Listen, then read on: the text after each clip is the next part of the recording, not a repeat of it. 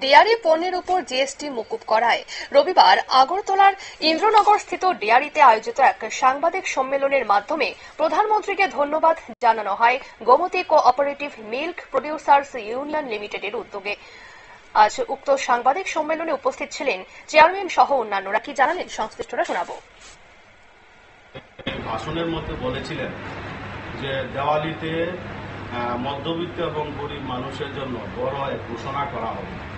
তো আমাদের যশস্বী প্রধানমন্ত্রী নরেন্দ্র মোদীজি দেওয়ালির আগেই একটা বড় ঘোষণা দিয়েছেন জিএসটি, যেটা সমগ্র ভারতবর্ষের যারা মধ্যবিত্ত এবং গরিব মানুষ আছেন তারা উপকৃত হবে এবং আমাদের অনেকগুলো প্রোডাক্ট ভারতবর্ষের এই প্রোডাক্টগুলির মধ্যে জিএসটি কমিয়ে দিয়েছে, তার জন্য অনেক দ্রব্যমূল্য জিনিসের দাম কমে গিয়েছে।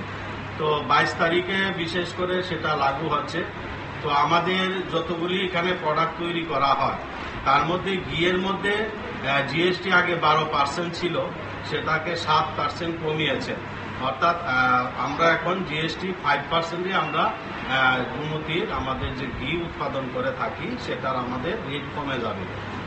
আমাদের যশস্বী প্রধানমন্ত্রী নরেন্দ্র মোদীজির কারণেই আজকে আমাদের ইন্দ্রনগরে যে ডায়েরিটা আছে এটা 5000 লিটারের ডায়েরি ছিল।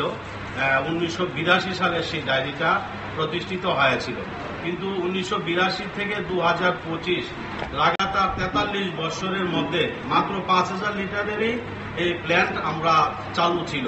কিন্তু যশস্বী প্রধানমন্ত্রী নরেন্দ্র মোদীজি আসার পর আমরা কিন্তু নতুন একটা প্ল্যান্ট পেয়েছি বামুটিয়াতে ইউনিট 2, যেখানে আমরা সেখানে 40,000 লিটারের প্ল্যান্ট আমরা পেয়েছি। সেখানে প্রতিনিয়ত আপনারা শুনলেন সংশ্লিষ্টের বক্তব্য।